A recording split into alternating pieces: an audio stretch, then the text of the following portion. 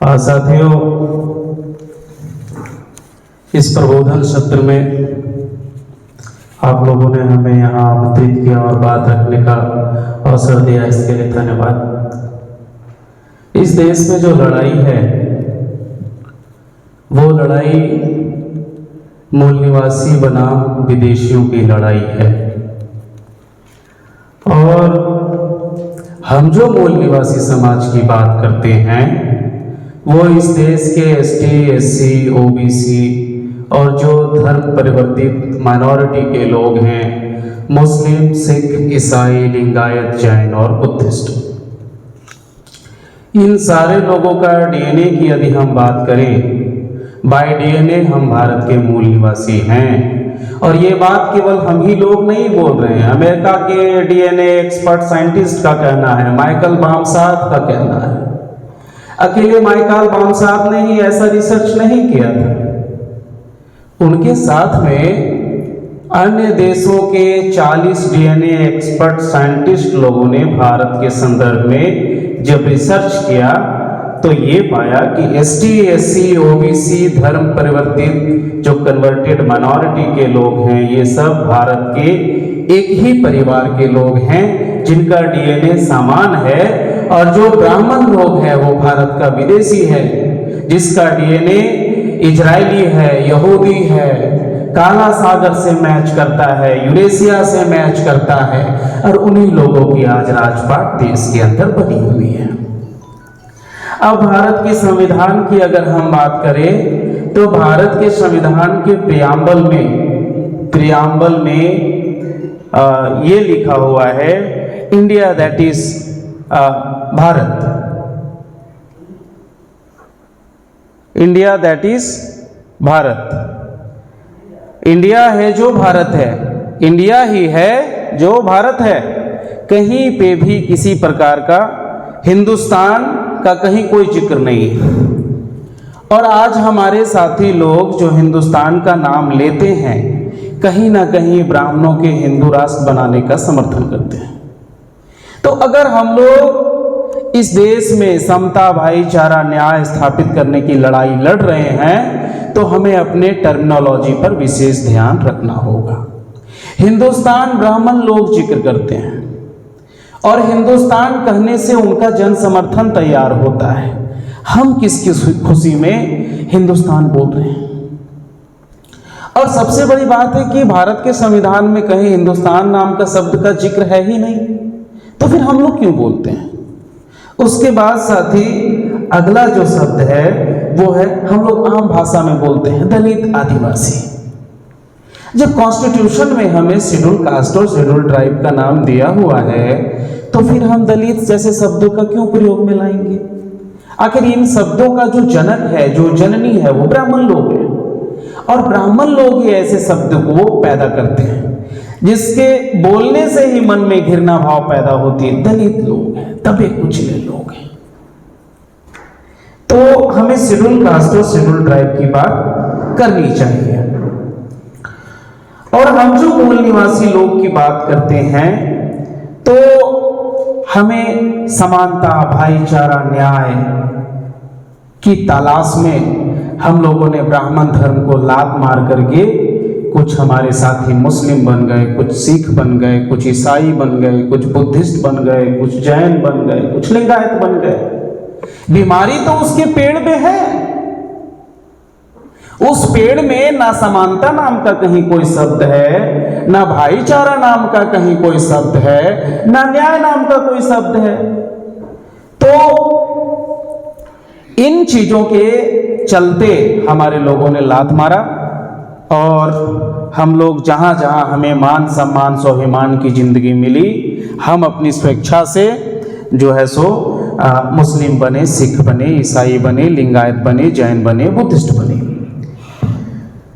भारत के संविधान में जो धर्म परिवर्तित लोग हैं उनके लिए तो आर्टिकल 25 से लेकर 29 तक लिखा हुआ है। ब्राह्मणों के धर्म के संदर्भ में कोई आपने आर्टिकल पढ़ा क्या? इसलिए वो संविधान को बदलना चाहते हैं। आपकी सुरक्षा के लिए 25 से लेकर 29 तक लिखी गई है। उनके लिए कहीं कुछ दिखाई देता नहीं है। और आप लोग आर्टिकल 13A और 13B यदि पढ़े होंगे तो मुझे लगता है यहां बताना चाहिए।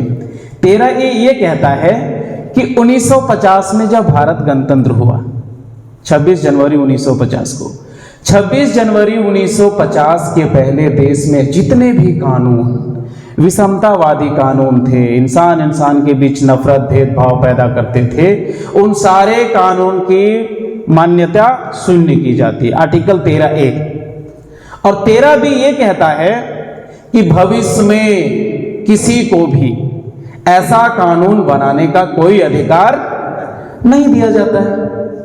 अब बताइए, मनुस्मृति को एक आर्टिकल से खत्म कर दिया गया, 13A, और मनुस्मृति को मानने वाले लोग भविष्य में ऐसा कानून ना बनाए, इसके लिए डॉक्टर बाबा साहब अम्बेडकर ने 13B लिखा। 13A 13B, केवल आर्टिकल 13 से मनुस्मृति की प्रभाव शून्य हो गई। उसके पास कोई भी कॉन्स्टिट्यूशनल सेफ गार्ड ना होने के बाद भी राजपाट पर कब्जा जमाया। हमारे पास कॉन्स्टिट्यूशनल सेफ गार्ड है, उस अधिकार की वजह से हम जगहों पर चर्च लगा सकते हैं, अपनी परमेश्वर को याद कर सकते हैं, प्रेयर कर सकते हैं, लेकिन उसके बाद भी हम जो पॉलिटिकल चेंज, हम जो सोशल चेंज की बात करते हैं, वो करने में पीछे रह जा रहे हैं। लेकिन जिन ब्राह्मणों के पास ऐसा कोई भी सेफ गार्ड नहीं है, उसके बाद भी वो सफल हो रहा है। अब जब हम धर्म परिवर्तित समूहों की बात करेंगे तो भारत में अभी तक जो 6 अल्पसंख्यक धर्म हैं, जो मूल निवासियों के धर्म हैं, जो ब्राह्मणों के धर्म को लात मार करके हम लोगों ने इधर अपना बसेरा डाला, मुस्लिम, सिख, ईसाई, लिंगायत, जैन, बुद्धिस्ट, 5 अल्पसंख्यक ऐसे धर्म हैं जिनका राजपाट पर कंट्रोल आज तक पूर्ण रूप से नहीं हो पाया है। लेकिन एक धर्म था बुद्धिज्म, जो मौर्य एम्पायर के समय में, मौर्य साम्राज्य के समय में पूरे भारत पर राजपाट पर कब्जा था। जब हम पूरे भारत के राजपाट पर कब्जा किए, अफगानिस्तान, पाकिस्तान, नेपाल, बर्मा, श्रीलंका, भारत, इतने बड़ा सीमा था मौर्य साम्राज्य के समय में। और उस वक्त ये जो जालिम कौम है, जो यहूदी नस्ल वाले हैं, वो भिखारी का काम करते थे। उस वक्त भारत की जीडीपी 32% थी, बड़े बड़े सेंट्रल यूनिवर्सिटीज थे, इंटरनेशनल लेवल के यूनिवर्सिटीज थे। भारत के लोग केवल अपने ही लोगों के लिए नहीं, विदेश के लोगों के लिए शिक्षा की व्यवस्था किया था। तब गोल्डन एज कहलाया, तब वो सवर्ण युग कहलाया। इतिहास में उस एज को हम लोग गोल्डन एज के रूप में जानते हैं। अब बताइए, जो पूरा भारत बुद्धिस्ट नेशन था, बुद्धिस्ट कंट्री था, आज उसकी स्थिति क्या है? पूरे भारत में 0.73 उनकी आबादी रह गई है और कहीं पे भी कुछ भी नहीं बचा हुआ है। 84,000 बुद्ध विहार स्तूप सब उड़ गए, हवा में उड़ गए, जमीन में दब गए। आप लोग भली भांति इस चीज को समझ सकते हैं। ये सारा कुछ कैसे संभव हुआ? राजपाट पर कब्जा करने से। तो जब पूरे भारत बौद्धमय था, जब उसको ये लोग निगल गया, तो अन्य जो हमारे 5 धर्म हैं, स्वाभाविक है इनका निशाना बिल्कुल इसी तरह से होगा जिस प्रकार से इन्होंने बुद्धिज्म को खत्म किया, उसी प्रकार से मुस्लिम, सिख, ईसाई, लिंगायत, इन सारे धर्मों के ऊपर टारगेट कर रहा होगा।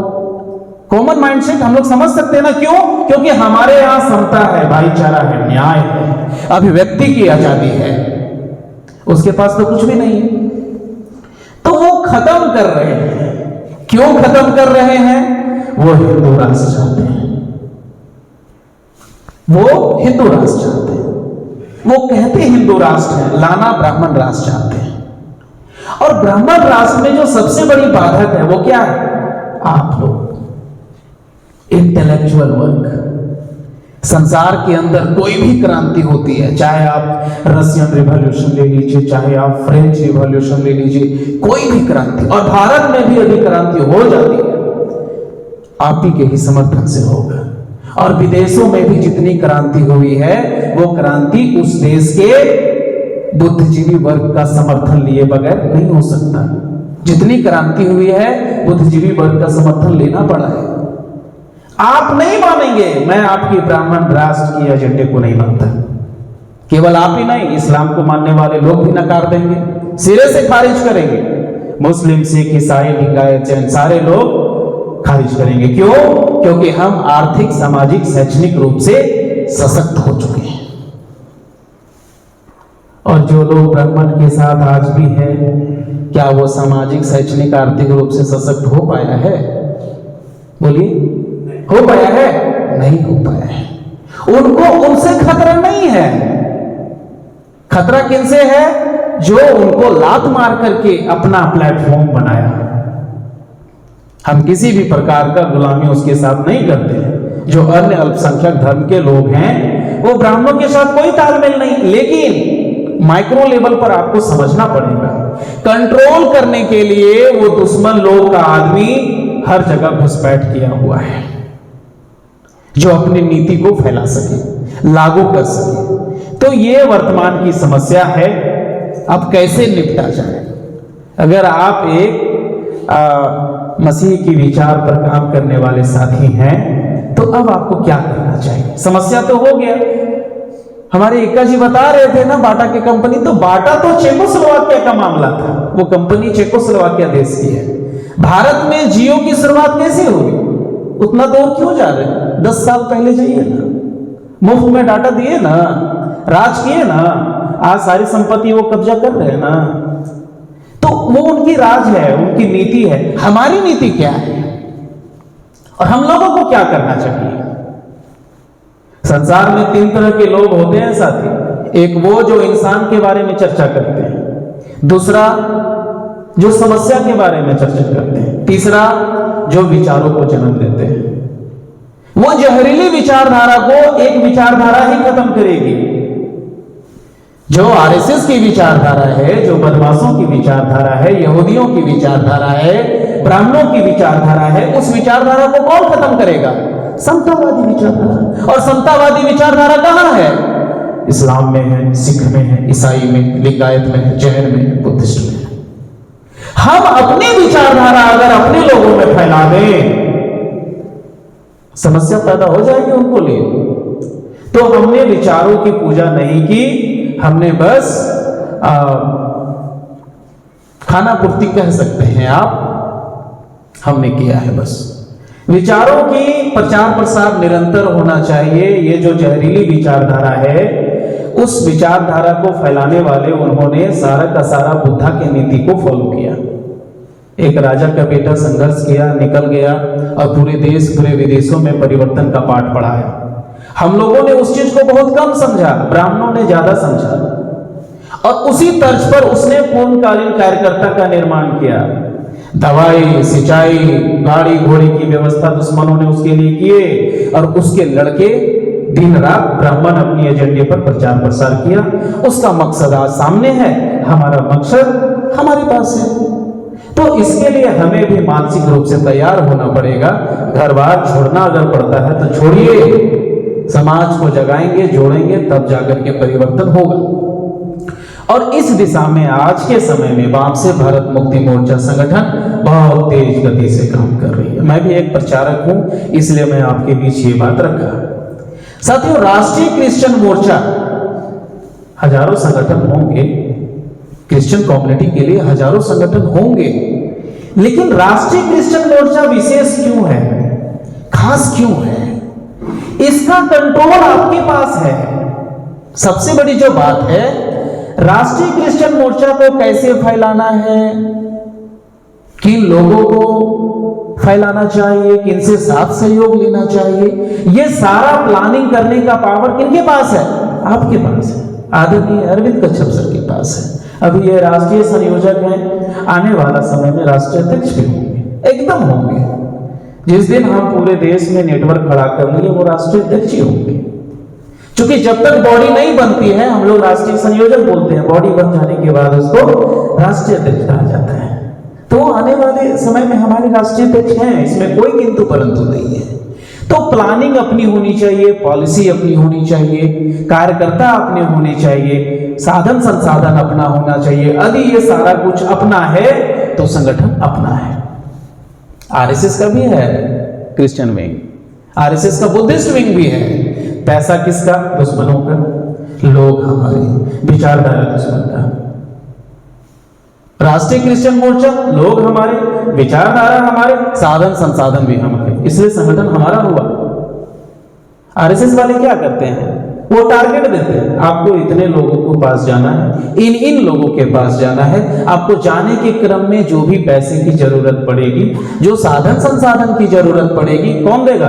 दुश्मन लोग देगा। अब दुश्मन दे रहा है तो मुफ्त में थोड़ी दे रहा है, वो अपनी एजेंडे के लिए दे रहा है। तो साधन संसाधन पर हमें ध्यान रखना होगा। जो साधन संसाधन दे रहा है वो भविष्य में समस्या पैदा करेगा। यदि साधन संसाधन समाज के लोग दे रहे हैं, यानी कि काम समाज का है, तो हमारे सारे कार्यकर्ता समाज के साथ सहयोग से काम लेते हैं। मैं खुद 10 दिन पहले अंबिकापुर आया था, पूरे सरगुजा संभाग का भ्रमण हुआ, हर जिले में मीटिंग हुई, साथी लोगों ने साथ सहयोग दिया। खुद हमारे कच्छप साहब हमें 500 रुपए किराए देके भेजे, यहां से मैं सरगुजा गया, फिर सरगुजा के साथियों ने फंड किया, फिर वहां से आके घुमा। तो इस तरह से हमारा काम हुआ। जो खाना आप खाएंगे वही खाना हम लोग खाएंगे, और खाना खाते हुए काम करते हुए आगे बढ़ना है। तो इस प्रकार से यदि हम काम करेंगे तब हम राष्ट्रीय क्रिश्चियन मोर्चा को गांव-गांव का संगठन बना सकते हैं। राष्ट्रीय क्रिश्चियन मोर्चा विशेष क्यों है, स्पेशल क्यों है? आज ना आप राष्ट्रीय क्रिश्चियन मोर्चा को मजबूत करने की बात कर रहे हैं, क्या और संगठन नहीं था? चेहरे थे, बहुत सारे चेहरे थे। आप लोगों ने चेहरा को परखा, नफा नुकसान हुआ, और जब नुकसान हुआ तो आपको लगा कि नहीं, हमें अपनी संगठन चाहिए। तो राष्ट्रीय क्रिश्चियन मोर्चा आपकी अपनी संगठन है, इसलिए यह विशेष है, खास है। और सबसे बड़ी बात यह है, राष्ट्रीय स्तर का संगठन है।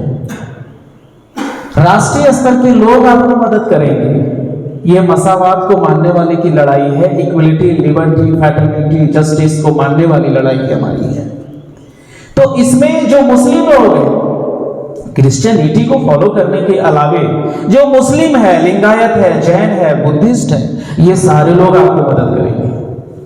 ओबीसी, एससी, एसटी के लोग आपको मदद करेंगे। जो वामसे भारत मुक्ति मोर्चा के कार्यकर्ता हैं, समर्थक हैं, वेलविशर हैं, वो लोग आपको मदद करेंगे। केवल छत्तीसगढ़ नहीं, पूरे भारत में जहां जहां हमारा घर है, आपको हर घर तक जोड़ने के लिए साथ सहयोग किया जाएगा। तो हम जो बिखरे हुए लोग हैं, उनको एक मंच पर, एक साथ पर लाने के लिए यह प्रयास की जा रही है कि जो जालिम कौम है, उनकी आबादी पूरे देश में 3.5% की है, 3.5% की है मात्र, और 3.5% वाला 96% पे कोड़ा बरसा रहा है, जुल्म कर रहा है। तो अगर हम लोग इकट्ठा आ जाते हैं तो हम मुकाबला आराम से करेंगे। इसी के लिए तो हम लोग चाहते हैं कि संगठित हो हमारा समाज। तो संगठित करने के लिए ही राष्ट्रीय क्रिश्चियन मोर्चा, राष्ट्रीय मुस्लिम मोर्चा, राष्ट्रीय सिख मोर्चा, बुद्धिस्ट इंटरनेशनल नेटवर्क, लिंगायत मोर्चा, ऐसे सारे संगठन को बनाया गया है। और सबसे बड़ी बात यह है कि ये जो संगठन है, ये संगठन का निर्धारित दुश्मन है, और वो दुश्मन कौन है? ब्राह्मण है, डीएनए के अनुसार जो विदेशी है। और हमें ब्राह्मणों से निपटने के लिए ये आंदोलन चला रहे हैं। पता नहीं ये बात आप लोगों को कोई बोलता होगा कि नहीं बोलता होगा। वामसे भारत मुक्ति मोर्चा के लोग क्लियर कट बोलते हैं, आपका दुश्मन हमारा दुश्मन समान है, जिसका नाम ब्राह्मण है, और ब्राह्मण के विरोध में हमारी लड़ाई है, एकदम क्लियर कट है। और वही ब्राह्मण लोग आरएसएस चला रहा है, वही ब्राह्मण लोग बीजेपी चला रहा है, वही ब्राह्मण लोग कांग्रेस चला रहा है, वही ब्राह्मण सीपीआई चला रहा है, मार्क्सवादी सीपीआई चला रहा है, टीएमसी चला रहा है, और अभी तो आम आदमी पार्टी आपके सामने वही लोग चला रहे हैं। अपने एजेंडे पर चेहरा बदल बदल करके वो राज कर रहे हैं। हम ये सोच रहे हैं मेरा भला होगा, नहीं होगा।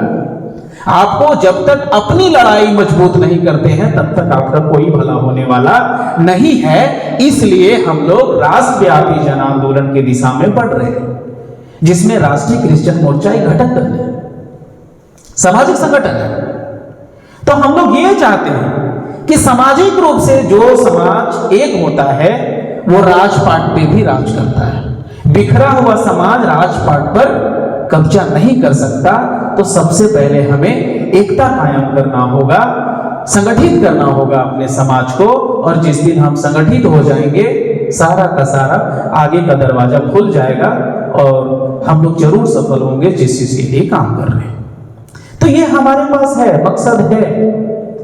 तो 26-27 को जो राष्ट्रीय क्रिश्चियन मोर्चा का राष्ट्रीय स्तर की जो मीटिंग रखी गई है, उसमें हमें क्या करना चाहिए? उसमें हमको क्या करना चाहिए? गांव-गांव से हमारे पास्टर्स गण हैं, बुद्धिजीवी गण हैं हमारे, वो सारा कुछ समझते हैं। आज के इस हिटलर शाही के तर्ज पर जो मोहन भागवत का कामकाज चल रहा है, कोई भी चर्च छिपा हुआ नहीं है, उनका अटैक जारी है। और यदि हम संगठित हो जाते हैं तो वो अटैक भी नहीं कर पाएगा। तो हम लोगों को पास्टर्स गण का साथ सहयोग चाहिए। उनके प्रभाव में क्षेत्र होता है, गांव होता है, कॉलोनी होता है। उनके माध्यम से यदि हम डोर टू डोर ये सूचना का प्रसारित करें कि इस राष्ट्रीय स्तर की मीटिंग समाज की मीटिंग है और समाज की भलाई के लिए हम लोग नेशनल लेवल पे, राष्ट्रीय स्तर पे कुछ एजेंडा बनाना चाहते हैं, कुछ खास एजेंडे पर हम लोग काम करना चाहते हैं। उस एजेंडे के लिए आप राष्ट्रीय स्तर की मीटिंग में आइए, जुड़िए। बिखरेंगे तो आपको पता नहीं चलेगा, इसलिए मिल करके हम लोग पॉलिसी बनाएंगे, प्लान बनाएंगे। और अगले 1 साल के अंदर अगर पूरे देश भर में हम राष्ट्रीय क्रिश्चियन मोर्चा को मजबूत कर लेते हैं, फिर हमारे ऊपर जुल्म नहीं होगा। हमारे लोगों को फिर चक्कर नहीं काटने पड़ेंगे। राजेश रॉय नाम के एक पास्टर हैं रायपुर में, बजरंग दल वाले ने घर पे आकर के अटैक किया। कार्रवाई के लिए उन्होंने एसएचओ को दिया, एसपी तक को दिया, कुछ नहीं हुआ। जीतू सोनी रायपुर के ही हैं, उनके ऊपर अटैक हुआ, उल्टा दफा लगाया गया धर्मांतरण का। ये सारा कुछ इसलिए हो रहा है क्योंकि हम बिखरे हुए हैं। तो मैं इन समस्याओं को बारे में ज्यादा आपको नहीं बताना चाहता हूं, मैं समाधान के बारे में विचार करना चाहता हूं। समाधान यह है कि राष्ट्रव्यापी संगठन को मजबूत करने से ही हमारा भला होने वाला है। तो हमें भलाई के दिशा में सोचना चाहिए, काम करना चाहिए। इसके लिए राष्ट्रीय स्तर की जो मीटिंग रखी गई है, आपके संपर्क से यदि 10 लोग को ही फोन करना पड़े, करिए। 10-10 लोगों को ही फोन करिए और उनको राष्ट्रीय स्तर की मीटिंग का पार्ट एंड पार्सल बनने के लिए मोटिवेट करिए कि आइए, जुड़िए, मीटिंग में आइए, रजिस्ट्रेशन करवाइए और 2 दिन हम लोग चर्चा करेंगे, प्लान बनाएंगे क्या करना चाहिए। तो ये अच्छा है, समाज के हित में। और सबसे बड़ी बात है कि आपके लोकल में से ही किन्हीं को राष्ट्रीय स्तर की जिम्मेवारी दी गई है। आप हमेशा अपने राष्ट्रीय स्तर के साथी के टच में रहिए, उनका मार्गदर्शन लीजिए, काम को कैसे बढ़ाना है। तो ये बहुत बड़ी उपलब्धि है। किसी दूसरे स्टेट के साथी को अगर जिम्मेवारी मिलती, आप सोचते अरे दूसरा राज्य जाना पड़ेगा उनसे मिलने के लिए, आपके पास है। अंबिकापुर आइए, सर से मिलिए, सर हमेशा अवेलेबल है समाज के लिए। सारा साधन संसाधन समाज के लिए दे रहे हैं, लगा रहे हैं, तो उसका फायदा उठाइए। उसके बाद साथ ही मैं एक चीज और आप लोगों को बताना चाहता हूं कि वामन मेश्राम साहब का कार्यक्रम 4 अप्रैल को रायपुर में रखा गया है। ईवीएम हटाओ, बैलेट बॉक्स लाओ। चूंकि सारी समस्या का जड़ क्या है? Electronic voting machine. आप हम लाख सड़कों पर संघर्ष करें, उनकी सारी ताकत आज की डेट में मशीन पर है। तो हम लोगों को मशीन हटाने की दिशा में विचार करना चाहिए, संगठित होना चाहिए। महाराष्ट्र में टोटल जितने वोटर नहीं है उससे ज्यादा काउंटिंग में निकल गए हैं। 1 करोड़ 7 लाख फर्जी वोटर ऐड किया गया है। चुनाव आयोग इस लड़ाई में, इस बीजेपी कांग्रेस के इस मिली भगत है वो चुनाव आयोग, भारतीय चुनाव आयोग। तो कहां से लड़ाई लड़ पाएंगे? और मशीन को अब नगर निकाय के चुनाव में क्यों ला रहा है? हमारी लीडरशिप की शुरुआत ग्राउंड लेवल से होती है, नगर निकाय के चुनाव से होती है, जिला पंचायत के चुनाव से होती है। तो यहां पर हमें शून्य करने के लिए वो लोग भविष्य में मशीन नगर निकाय के चुनाव में भी लगाएंगे, पंचायत चुनाव में लगाएंगे, ताकि हमारी लीडरशिप शून्य हो जाए। तो हम लोग को सोचना चाहिए। सारी समस्या की जड़ इलेक्ट्रॉनिक वोटिंग मशीन है। तो इलेक्ट्रॉनिक वोटिंग मशीन को हमेशा हमेशा के लिए कैसे ऑपरेशन किया जाए, इसके विचार में, इस दिशा में हम लोगों को काम करना चाहिए। तो 4 अप्रैल को आदरणीय वामन मिश्राम साहब का जो कार्यक्रम है रायपुर में, वो यही है। जो 9 अप्रैल को हम लोग जेल भरो आंदोलन कर रहे हैं ना, जानकारी है? 9 अप्रैल को जेल भरो आंदोलन हम लोग कर रहे हैं। 4 मुद्दों पर जेल भरो आंदोलन कर रहे हैं। हमारे समाज के लोगों को शासक वर्ग के लोग डराते हैं, जेल में डाल देंगे। हम कहेंगे खुशी खुशी मशीन हटाइए या तो जेल में मुझे डालिए। समाज को निडर बनाना है, निर्भीक बनाना है। डरपोक कौम राजा नहीं बनते, दिमाग से पहले डर को निकालना पड़ेगा। आपको आंख से आंख मिला करके डीएम से, एसपी से बात करना पड़ेगा। लोकतंत्र की सबसे बड़ी समस्या है ईवीएम हटाइए या तो जेल में डालिए। हम जेल जाना चाहते हैं। एक प्रकार का विरोध प्रदर्शन है, आप लोगों को डरना नहीं है, कुछ नहीं होगा। जेल में डालने के लिए क्राइम करना पड़ता है और बगैर क्राइम को वो जेल में डालते हैं। तो हम लोगों को क्या करना चाहिए? जेल भरो आंदोलन की दिशा में तैयारी करना है, जो 9 अप्रैल को है। और इसके तैयारी अंतर्गत आदरणीय वामन मिश्राम साहब का कार्यक्रम रखा गया है 4 अप्रैल को रायपुर में। तो उसकी भी सूचना मैं इस मंच से आप लोगों को देना चाहूंगा कि 4 अप्रैल को जो साहब का कार्यक्रम है उसके संदर्भ में पत्रक आ जाएंगे, पत्रक भी आपको दिया जाएगा। और जेल भरो आंदोलन के लिए जो हमें हजारों हजार की संख्या में जिले मुख्यालय में जो जेल भरो आंदोलन करना है, उसके लिए आंदोलन निर्माण समिति भी बनाना है और हर समूह में बनाना है। इसके लिए भी पीडीएफ फाइल हम लोग के पास आ गया है, साथियों से आप लोगों को मिल जाएगा। तो मैं ज्यादा बातें नहीं करूंगा साथियों, इतना ही कहकर मैं अपनी बात को यही समाप्त करता हूं। हमारी लड़ाई का समाधान सिर्फ और सिर्फ राष्ट्रव्यापी जन आंदोलन है और जन आंदोलन का हिस्सा है राष्ट्रीय क्रिश्चियन मोर्चा। राष्ट्रीय क्रिश्चियन मोर्चा को मजबूत करना है। इतना ही कहकर मैं अपनी बात को समाप्त करता हूं। धन्यवाद। एक बार फिर से आप सभी को जय मसीह की, जय मसीह।